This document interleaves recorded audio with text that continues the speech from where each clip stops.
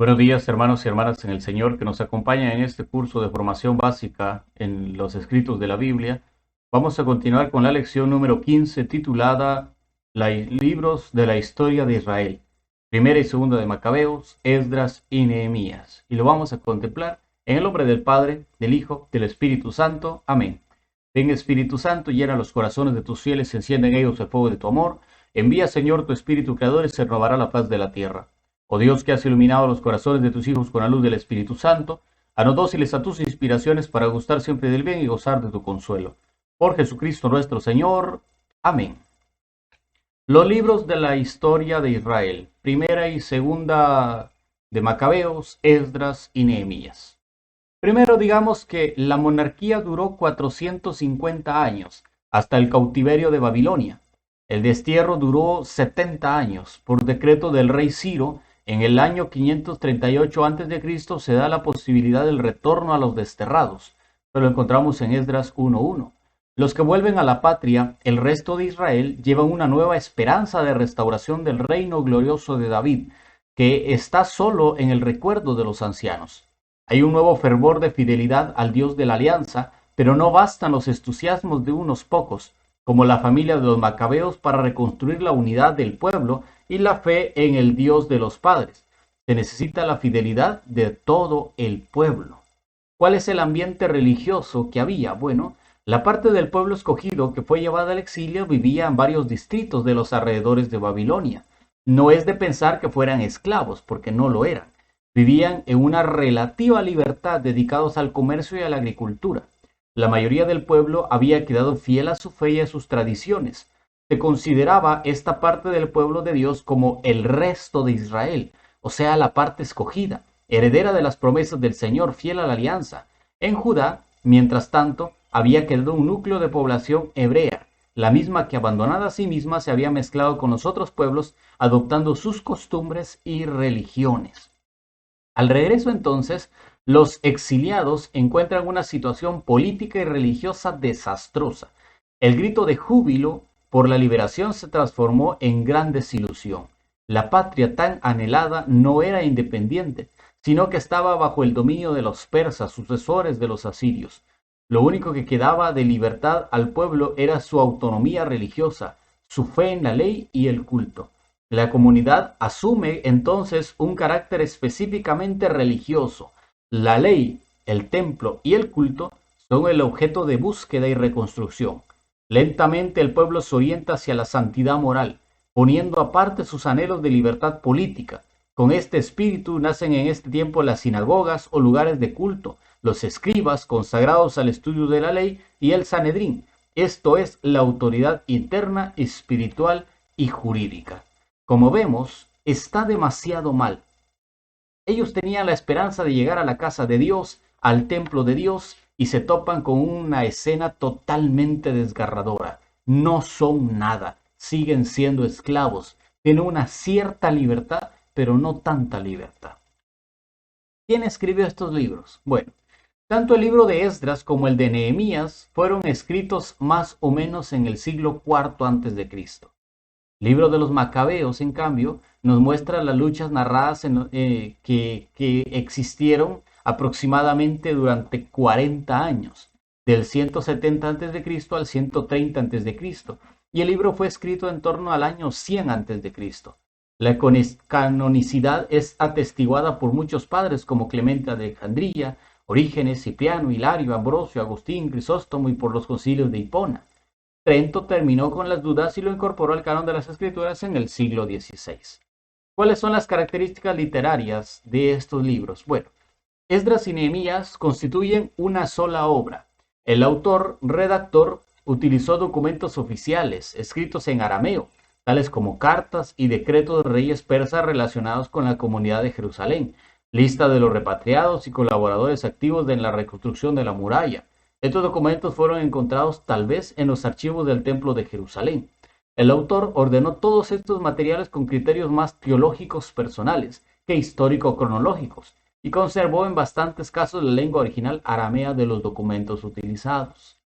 En cambio, los Macabeos es una muestra de lo que podríamos llamar historia monográfica, A diferencia de la historia deuteronomista y de la historia cronista, que se puede denominar historias panorámicas, los libros de los Macabeos se refieren a un solo acontecimiento: la insurrección macabea ante la dominación seleucida de Antíoco IV Epífanes, y la lucha sucesiva de Judas Macabeo y sus hermanos por la libertad religiosa, cultural, política y social de los judíos. El libro fue escrito en hebreo. Predomina el elemento narrativo, aunque inserta himnos, discursos y documentos oficiales. El segundo libro de los Macabeos es anterior al primero. Su libro es ampuloso, retórico y recargado. A menudo introduce paréntesis llenos de paradojas y contrastes. Más que narrar, busca conmover y persuadir, y no le importa incorporar elementos milagrosos y sobrenaturales.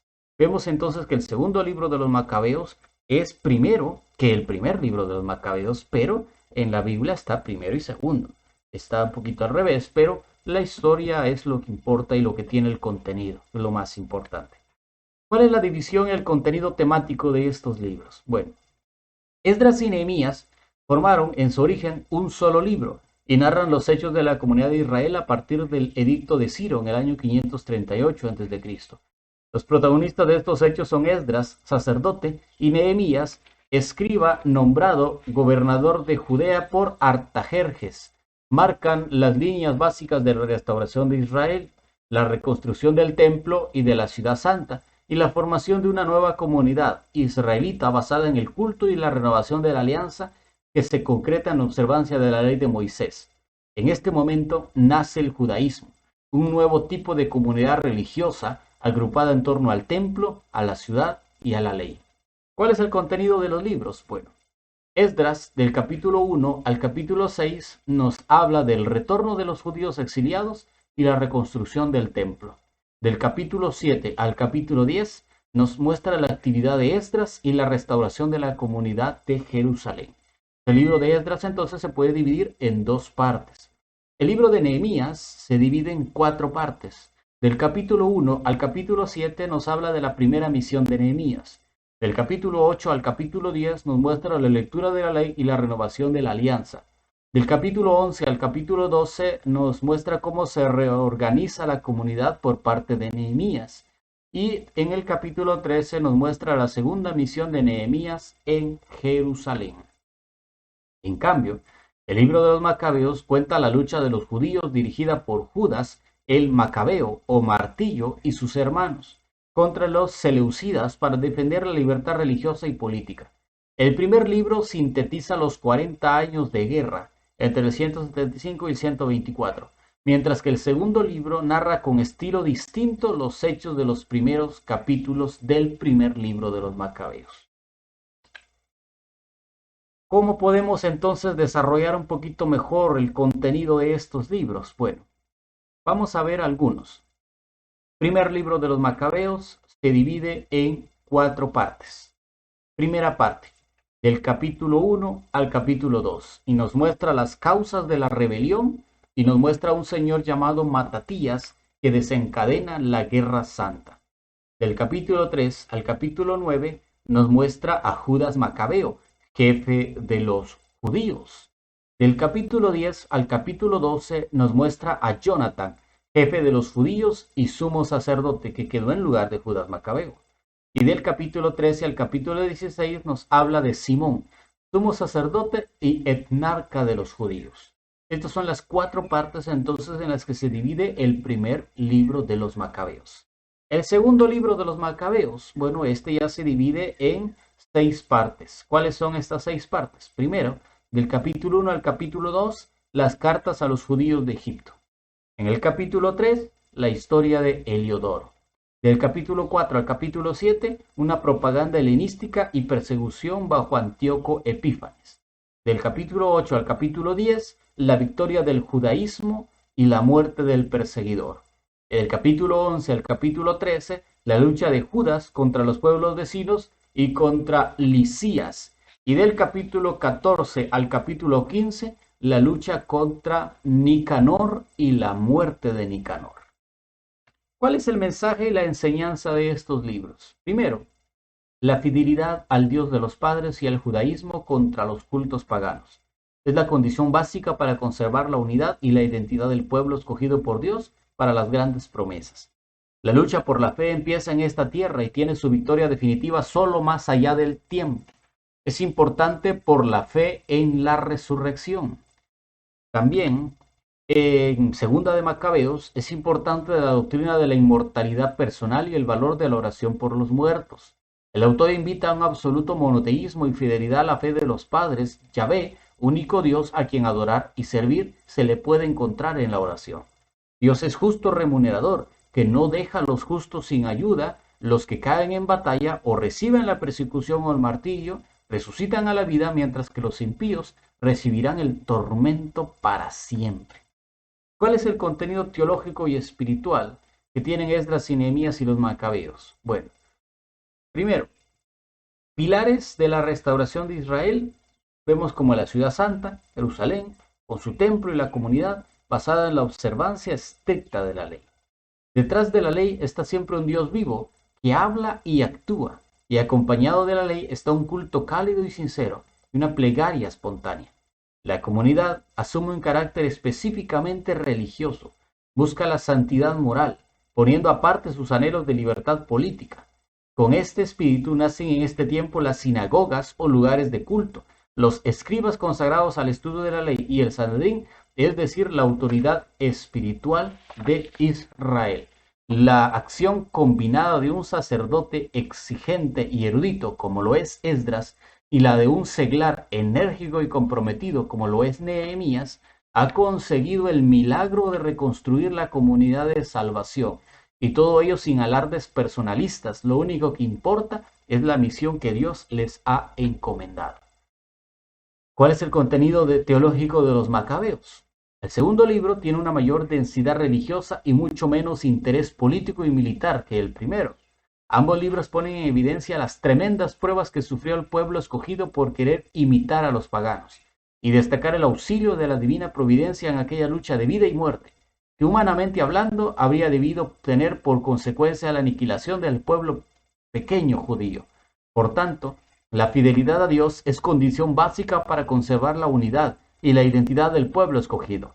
La lucha por la fe empieza en esta tierra y tiene su victoria definitiva solo más allá del templo. El templo significa la santidad de Dios, expresada en sus santas leyes, el culto, los sacrificios, el sumo sacerdocio que ejerce una mediación determinante para su pueblo. El valor de la oración y del sacrificio, el poder de ejemplar y expiatorio del martirio de los justos, la retribución tras la muerte y la esperanza en la resurrección futura. Aquí encontramos el argumento de la oración por los difuntos y por lo mismo la verdad sobre el purgatorio. Y como los Macabeos es un libro deuterocanónico que no está en las Biblias que no son católicas, por lo tanto los que no son católicos no encuentran el fundamento al purgatorio porque no tienen este libro en sus Biblias. Concluimos diciendo que los libros de Esdras y Nehemías son, como se ha dicho, continuación de la obra del cronista. Se ve por este resumen que estos libros tienen mucha importancia para la historia de la restauración judía después del destierro. Los dos libros son la única fuente que disponemos sobre la actividad de Esdras y de Nehemías. Lo mismo que el libro de los Macabeos, que nos recuerda que Dios es justo remunerador, que no deja a los justos sin ayuda. Sin embargo, los que mueren resucitarán a la vida eterna y los que mueren en pecado resucitarán también para la condenación eterna. Hemos llegado al final de nuestra lección número 15.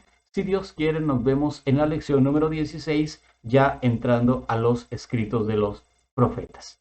Que Dios los bendiga. Ave María Purísima, sin pecado concebida. En el nombre del Padre, del Hijo, del Espíritu Santo. Amén.